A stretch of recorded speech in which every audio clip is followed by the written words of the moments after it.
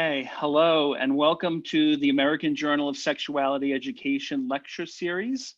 My name is Bill Taverner and I am the chief editor of the journal, and I wanted to say thank you for joining us this evening. I wanted to start off by thank you for being here. I know that this has been a very emotional week, and so I want to thank you for being present, and thanks to our speakers for sharing their time and their expertise. And I wanted to recognize the events of this past week, particularly the most recent acts of violence against Black individuals, including George Floyd. And I wanted to ask that we just take a moment of silence to remember, reflect, and pay respect to everyone affected directly and indirectly.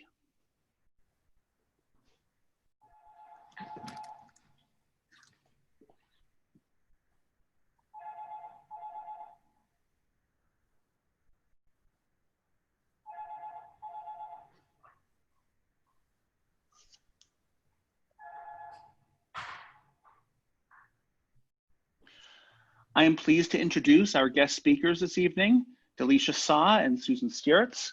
Dalychia, who uses the pronouns she, her, is the co-founder of Afrosexology, a lecturer at the Brown School of Social Work, a writer, a public speaker, and she has facilitated space for thousands of people to connect deeper with their desires for their bodies, relationships, life, and our world.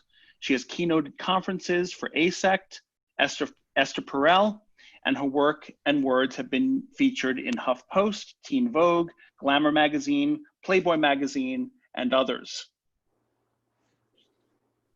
Dr. Susan Stiritz, who uses the pronouns she, her, is the chair of the Sexual Health and Education Specialization in the Masters of Social Work program at the Brown School at Washington University in St. Louis. Dr. Stiritz is the president of the American Association of Sexuality Educators, Counselors, and Therapists, or AASECT, and also serves on the editorial advisory board for the American Journal of Sexuality Education. Tonight, they're going to discuss social justice in sexuality education. We're going to ask our speakers to lecture for about 20 minutes, and then we'll open it up for Q&A. Welcome, Dalychia and Susan. Thank you, Bill. Great to be here. Yeah, so hi everyone. We are doing our talk on social justice and sexuality education. I think Bill did a great introduction, so not much more that I wanted to add about myself. Anything you wanted to add, Susan? Nothing I want to add. Thank you, Bill, so much for your introduction and your invitation. So these are— Sorry, on mute. Well, so happy to have you both. And I don't want to take any more of your time. So we have two learning objectives for our session tonight. The first one is to identify one element in your own sexual scripts that could be providing a template for social injustice. And the second one is to identify what could replace that element that could provide a template for social justice. So that probably doesn't make any sense right now, but it will all become clear in just a few minutes. Yes. So a question that we want you all to just be thinking about throughout the presentation and to drop your answers into the chat is, how does systemic oppression affect sex? Any and all ways, we just want to hear what you're thinking. So feel free to drop that in the chat. Okay, so we asked you all to answer a question, and thank you, Bill, for sending out our survey, and thank you all for those of you who responded to the survey. We asked you one question, and when you think about sexuality and social justice. Susan and I were interested in your responses, and we actually played with the data about differently and looked for different things as we were reading through it. So I was interested in what issues got named when people are thinking about sex and social justice, and what I found in your responses aligned with what I have found in countless conversations with sex educators and sex therapists,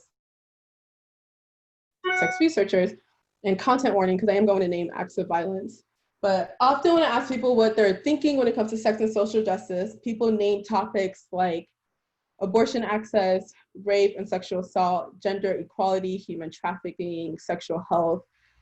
gender spectrum, sexual orientation, comprehensive sex education, and STI treatment, and things like that. Fewer people think about issues like police brutality, housing insecurity, or unemployment rates as sexual justice issues, which I think is really important to note. So most of the topics that come to mind for people can fall into one of these categories: sexual violence, sexual and reproductive health, LGBTQIA issues, and equity and access, specifically equity among genders, access to comprehensive and medically accurate sex education, and pleasure equity, so addressing the orgasm gap and things like that.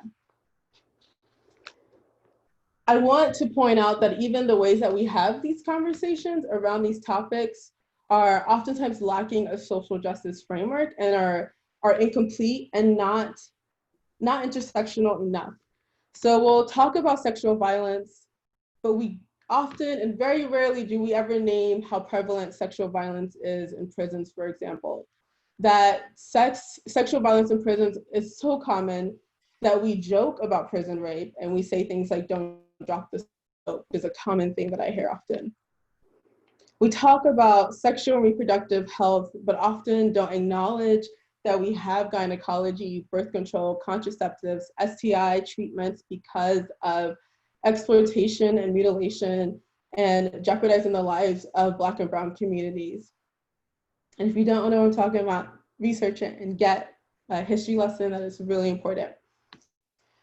We even talk about foundational sexuality topics like Sexuality 101, like puberty, without acknowledging how different identities experience puberty differently. For example, if you are a trans adolescent who is on hormone blockers or not on hormone blockers, and may be dealing with gender dysphoria and having to deal with your body changing in ways that don't align with your gender.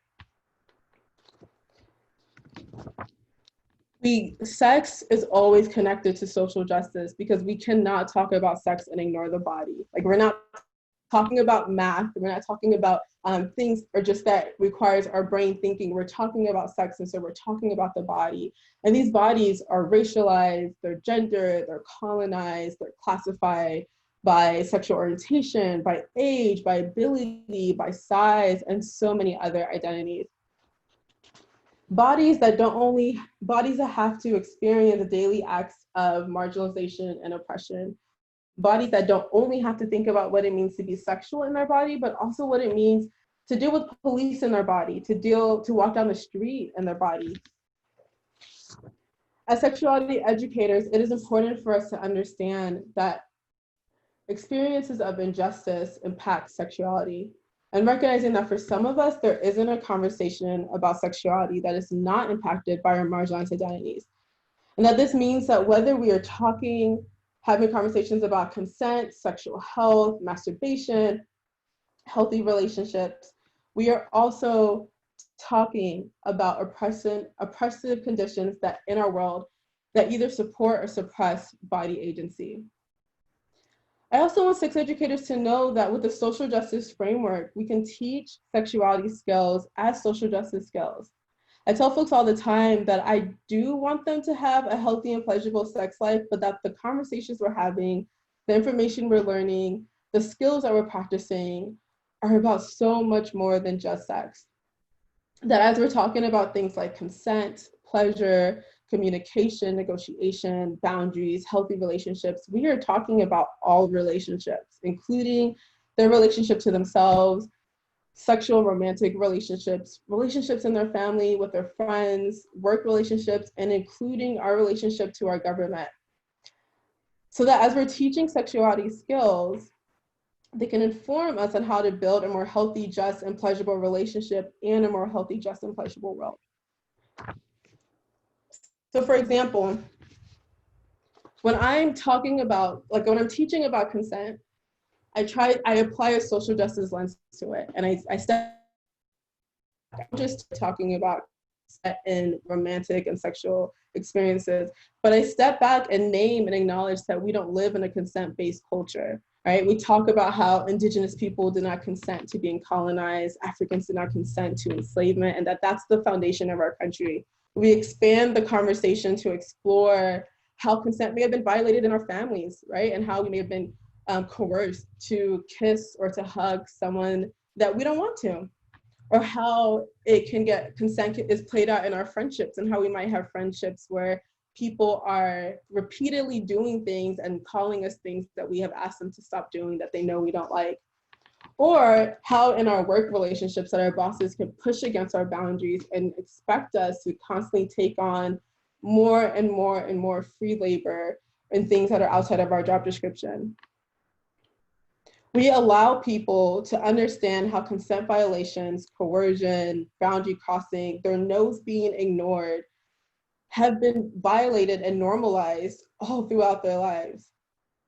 And so that together, as we're creating a learning environment, we can practice consent, we can model consent, right? We can create a learning environment where people's voices are heard, where their opinions are considered, where boundaries are respected, activities are negotiated, people feel like they have people know that they have the right to pass, right? And in this way, we are teaching and modeling for people that the consent skills that we're learning and practicing can be utilized in their romantic and sexual relationships, as well as in our classroom, in their families, their places of work, and all throughout their lives.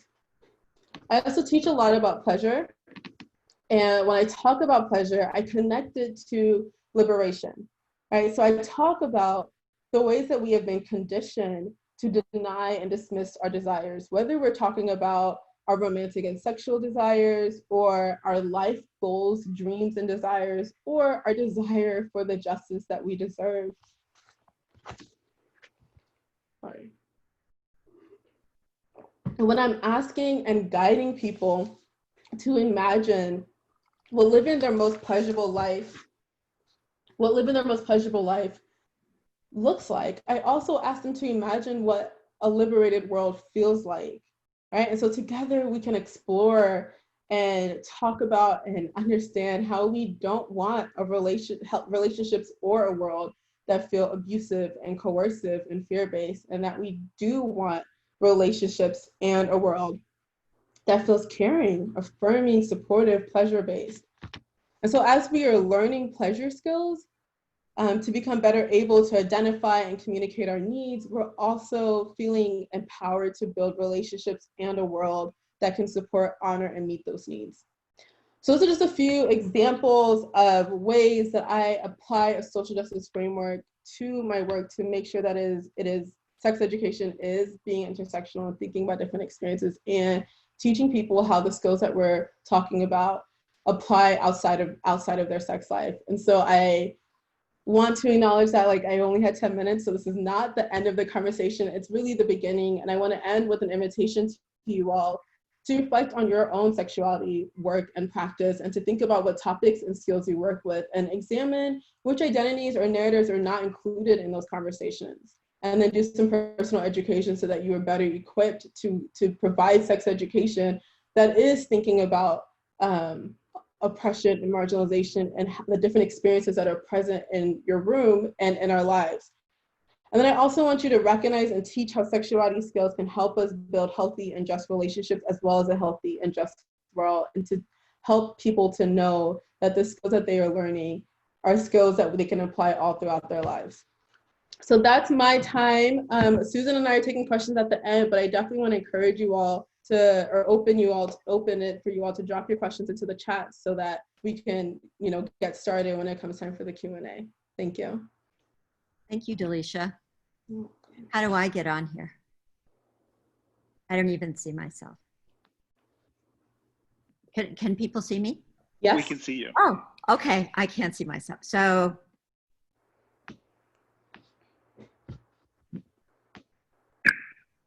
okay. So there should be a plain one, Dalychia. I think you're going to have to do my slides. All right. Okay, so I think we should go back one. Okay. Okay. So you can tell I'm really a techie, but I'm good with sex. Sexuality is a source of empowerment, and social justice is fair distribution of material, emotional, and spiritual resources. We all know that. The World Health Organization defines sexual health as the ability to embrace and enjoy our sexuality throughout our lives. So putting sexuality and social justice together puts us in the realm of human rights. Are we organized as a society so that everyone gets what they need sexually? Obviously a rhetorical question. Sexuality education, sexuality reproductive services, access to sexuality itself, and respect for and protection of consensual and safe sexual choices. Everybody deserves those things. Or is sexuality appropriated, exploited, and manipulated to control people? Philosopher Michel Foucault analyzed the body as a new site of social control in the 20th century. So activating people's sexual desire, fear, or anxiety through advertising, laws, teaching, fashion, medicine, or other discourses made people docile to other people wanting to dominate them. Once one loses autonomy over their body, they lose control over themselves and their lives are no longer their own. So I'm sure we've all experienced that kind of pressure in our sexual interactions. And we've learned that domination intensifies unless it is resisted. Interestingly to me, the body is often used as a metaphor for bigger things like organizations. And the word organization itself is a word meaning the structure of the body or its parts. The word corporation comes from the French word body corps. We call the people of the nation the body politic. The metaphor body as organization, the sexual as the political, suggests we can learn more about each by paying more attention to the other. So how do we shape a society so we feel as natural in it as we do in our own bodies? How do we support the body so that it develops capabilities beyond those it was born with? Thinking through our bodies, we can see more options and improve our choices in pursuit of self-development and in pursuit of community. So as sexuality educators, we should be teaching this level of knowledge about sexuality to our students.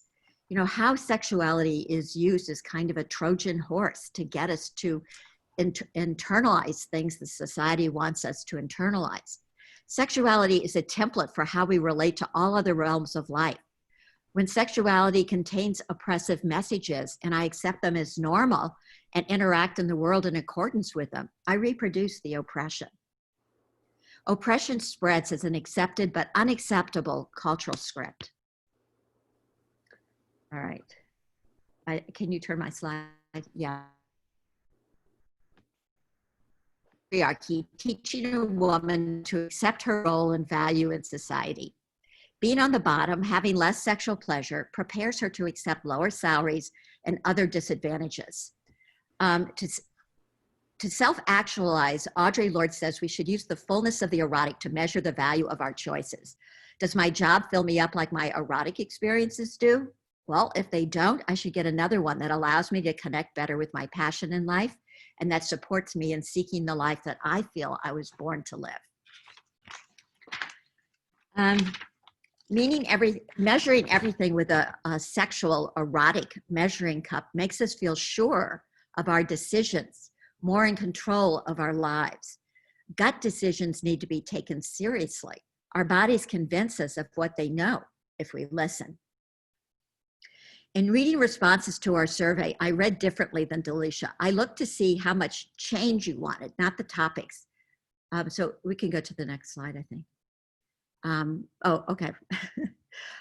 So 88% of you wanted to fix programs and societies, and 22% of you indicated the need for a whole new system. We have 22% of you are revolutionaries. So what is even good sex? I mean, we're talking kind of abstractly. This spring, Peggy Kleinplatz published Magnificent Sex, a study of optimal sexual experience. 75 participants who rated their sex as magnificent are interviewed to find out what makes their sex so great. It turns out it's not earth-shaking orgasms or positions, but being authentic, playful, adventurous, able to communicate, being present, playing, telling the truth, and engaging in other relationship, synchronizing activities. So, you know, the bottom line is treating each other fairly as equals. That's the trick. But I'm a social worker. I'm interested in knowing how to shape contexts that foster flourishing. I always study the person in the environment. Dr. Kleinplatz's book makes me ask, can we reach optimal sexual experience under conditions of social injustice? Her book doesn't address effects on optimal sexual experience of race, racism, white supremacy, oppression, class, current events, or political problems. To figure out an answer for ourselves today, let's ask first, hey, is our society oppressive? It's sort of a stupid question today. But I'm sort of interested in Bernie Sanders' list when he was running. This is a list. He was had socialist, as I do also, interests.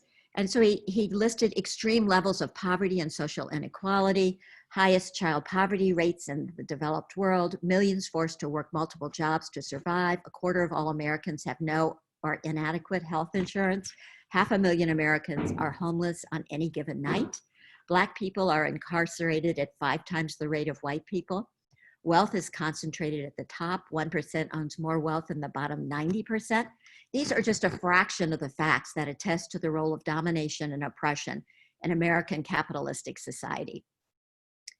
Now to connect this oppression to sexual expression. A 2005 study by Alicia Gonzalez and 3 others entitled Social Oppression and Attitudes Towards Sexual Practices asked if correlations exist between minority status and less sex. So do we have the next slide? Here we see it, yeah, that's the one. Here we see contemporary American mothers overworking while being underpaid. Do you think this affects our sex lives? Gonzalez study correlated power, wealth, gender, and race in over 3,900 people. The authors examples of oppression do not even touch the criminal activity that is so common in our society, like police brutality and murder. They should have measured for these effects as well, but they didn't. Nevertheless, the researchers found that cis white men have more sexual capital, more sexual fantasies, more sexual behaviors, more sexual partners, and more orgasms than Black men, white women, Black women, and people with low social economic status. I'm sure that isn't really a surprise to us. According to sociological theories that Gonzalez and her researchers use, like those of Bourdieu and Foucault, marginalized people experience less sexual pleasure because they watch themselves more. The kinds of feedback they're getting from the world is making them uptight and watch themselves. And Masters and Johnson call that spectatoring. Foucault calls it self turns libidos down and sometimes entirely off. If oppression mutes sexuality, can we use this knowledge to ask a question going in the opposite direction? Can ideals of sexuality expose and mute oppressive behaviors in the public sphere beyond sexuality? I'll take the next slide. So some societies are like sex labs. They represent moments in history when certain conditions prevailed and people's sex lives flourished under these conditions. And I think looking at these can teach us some lessons. So the first one I want to look at is the Haudenosaunee in New York before Europe invaded. And folks were comfortable in their bodies and with each other at that time and in their environment. They had different roles for different genders, but status was equal. There were checks and balances. There weren't hierarchies. Gender and sexual fluidity flourished. Two-spirited people were revered. There were no gender double standards, no rape, no intimate partner violence. Divorce was simple. Everyone received respect. Even children were treated with the respect of adults. Next slide, please. The next group I want to look at are the East Berliners between 1961 and 1989. They were likewise became very comfortable in their bodies and with their partners. So after the Berlin Wall, which was built to prevent capitalism from seeping into communist satellites of the Soviet Union, it also protected the inhabitants from those areas from the West's consumerist attitudes and patriarchal values. The state passed laws that erased gendered prescriptions for men and women. Everybody had similarly paid jobs. Everybody took care of the children. Everybody, it was hard to do the shopping in East Berlin, but they did the housework, etc. And so there was a tremendous amount of equality. So gender equality in marriages there led to couples' reports of greatly improved sexual relationships. Further, the state paid for things that worry us to death about paying for, like daycare, healthcare, hospital, medical care, paid pregnancy leave, unemployment, disability, old age, and survivorship benefits. So that, along with very flat hierarchies in the society, an absence of wealth or salary disparities, meant that people felt equal. There wasn't a lot of envy and dissension about it. According to Kristen Godschi's book, Why Do Women Have Better Sex Under Socialism? East Berlin women reported much less sexual dysfunction, many more orgasms, more easily attained orgasms during penetration, greater respect and interest from men, and much more fun. Unfortunately, in this society, they didn't approve of gender and sexual fluidity. But nevertheless, for couples, things were better. For heterosexual couples, things were better. So our third example is Denmark today. Yeah, I don't know. Okay. Denmark has absolutely the flattest work hierarchies, probably anywhere in the world, certainly anywhere in the Western world. And these translate into less hierarchical views of relationships, of child rearing, and of sexual activity. People are all sort of the same. A CEO doesn't make any more than a carpenter or painter or a housekeeper. It's all very, you can do what you want to do because it doesn't matter what you do, you're not going to get paid, that much more. And so greed isn't going to drive your decisions. In Denmark, these translate into less hierarchical views of these things. So in Denmark, 89% of males and 77% of females say they have sex because they want to. In contrast, a US study by Meston and Buss reports over 237 reasons Americans say they have sex, including to maintain their relationships, to punish others, and to prevent violence. So when life is fairer, people more often have sex for intrinsic reasons, for pleasure.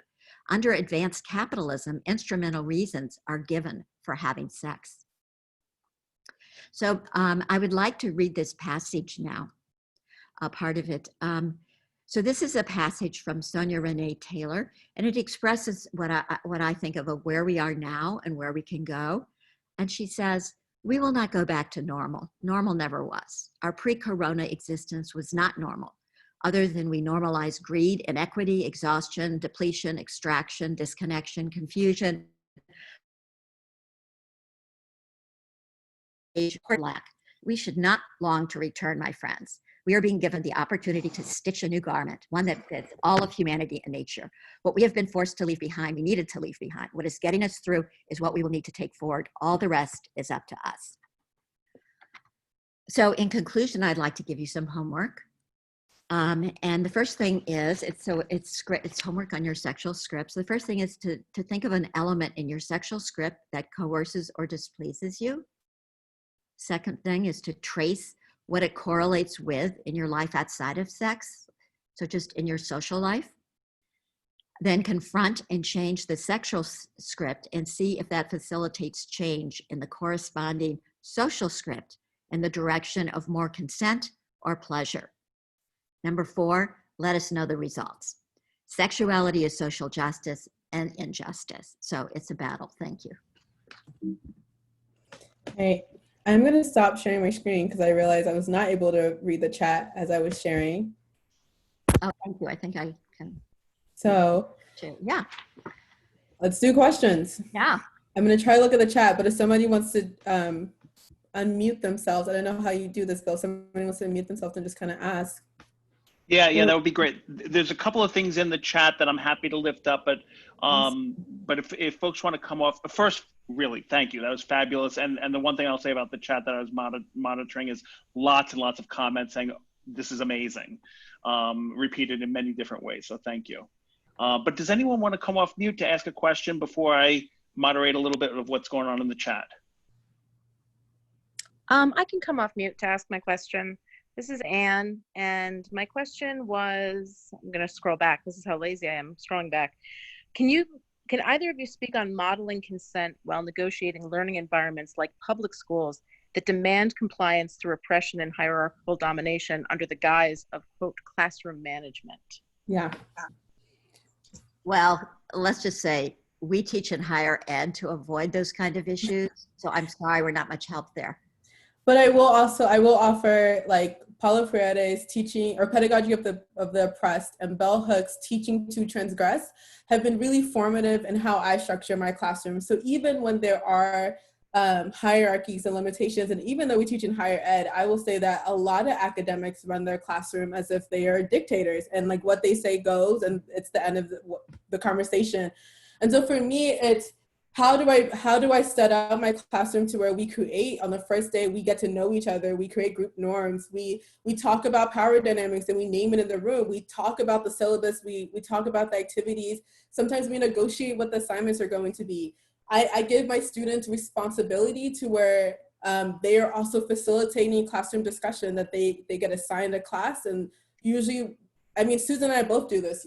Usually, like, the first hour of our class, we teach 3-hour courses, are them facilitating so that they are taking leadership and that they are taking power, that they get to bring into the conversation the things that they feel like are missing. I emphasize to my students that they are more than their grades, and I want to work with them and get to know them as a person. And so there's different ways that we model it, even within an institution that doesn't model that we get to replicate and say, like, in this space, I see you, you are a person, what you think is important, your experiences are important and valid, I want to hear from you, that we are learning from each other, not just from us as the professors. And how do we really model, and we try our best to model that and not just make it words. I would also add, this is a sex class. It should be pleasurable. I always bring snacks every time, candy, fruit, and people really enjoy it. And then they start bringing it. And then pretty soon you're having a buffet every time you have class. And the sharing of the food is like the sharing of their lives as they are in the class, talking about things that are really serious issues to them and things that have happened to them. We also do a lot of, did you mention that we do experientials? No. Okay, so when we start our class, we also have them do an experiential where it's an exercise they have to do for their all their classmates, and that's on a theme from the day. And then we're all participating, moving around, we're moving into different groups, etc. And so that means that they're having experiences that they're processing themselves, not through us. And so that makes them very much more, actually Bill's what? He's been to my class. Oh, yeah. Been to my class. So I said, you could add something. And we also spend a lot of time checking in with them. I have kind of a bad habit. If there's a really good conversation going on, I'll get off schedule and just let it get off schedule, because I think that conversation is so much more important. The most important thing these students really appreciate getting is learning how to talk about sex comfortably and knowledgeably. And so let them do it. I'm sorry, Dalychia, please go ahead. I was going to say, I'm looking at the chat and I'm noticing questions about, can we add the homework questions to the slide? Yeah, I'm doing that right now. I'm on 3. We can add it to the slide, and then we can share the slideshow with you all. And we do have a reference page, and we can add in a slide where we add in some of our favorite books and things that have helped us to develop our pedagogy and to practice teaching sex ed from a social justice perspective. So yeah, something else we do around pleasure, both Dalychia and I teach novels and poetry rather than just all textbooks or articles on social science. And so then students have, the same sex scene that they can talk about and discuss. And plus they're having so much pleasure reading people's novels. Like we what are some of we read The Bluest Eye, Janet Mock, her memoir, Solar Storms. I don't know if you're familiar with that Indigenous book. It's absolutely fabulous. They love that. We have an Indigenous center at our social work school. So we have Indigenous students who really, enjoy studying something out of, their lives and teaching their other classmates about what it is to be Indigenous and what kinds of things they're thinking about. So, yeah.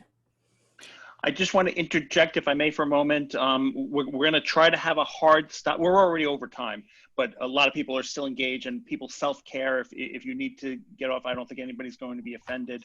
But I do want to implement a hard stop at 6:40, no later than 6:40, just to give our speakers a break. They're going to be speaking again at the top of the hour. Yeah. So is there anything anybody put in the chat that you want to come off mute and ask, or other questions or comments that you want to make, other than this is amazing, this is wonderful, which I'm seeing a lot of, and I feel the same way. So we will send you the sexual script questions. Yeah. Yeah.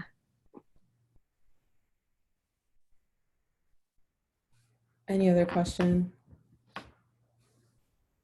I love all your things that you're putting in the chat. We need to stay around for at least another hour, Bill. Yeah. In July, these sessions are going to begin being 1 hour long, and my plan is to offer CEs. So I'm currently in the process of coordinating that. So would people, I can just send you what the script that I wrote for you. Somebody asked about the names of the books, the references I gave about the studies. And I'll just, yes, please. I'll just post the whole paper. Susan, how about we add a couple of slides when we get done with the second call of resources and stuff that people want, and then we can give it to Bill to share all out. And if you want to share your whole paper too, I think that would, people would welcome that. That would be amazing. Thank you so much. Yeah. 2 minutes left. Any question that somebody wants to make sure that we address or answer?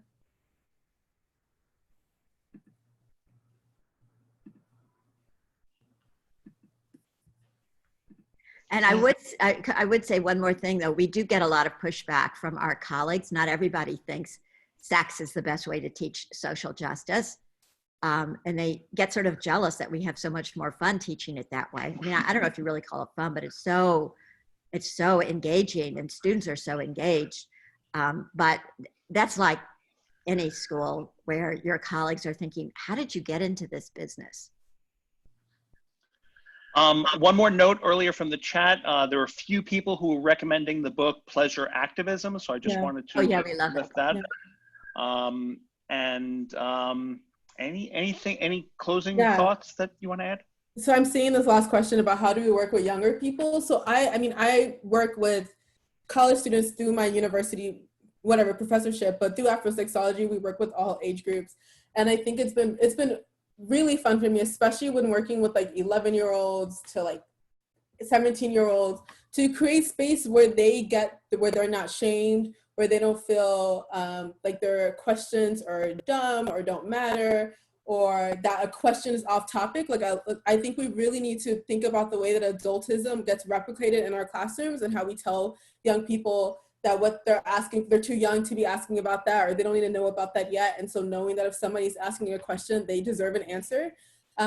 We try to work with them about like, what is it that they want to learn, and try to make the examples and the activities applicable to where they are in their life stage and the issues that they're dealing with, and have them submit some of the scenarios or the issues that they're dealing with when it comes to like sexuality and relationships, so that we can bring that into our curriculum in a way that addresses the problems that they're dealing with. And doing role play. I find that young people really love role play, and it's a great way to get their voice in the conversation and to get them thinking about how they would address these problems, and not just thinking about how we would address the problems or how we're telling them that they're supposed to address it.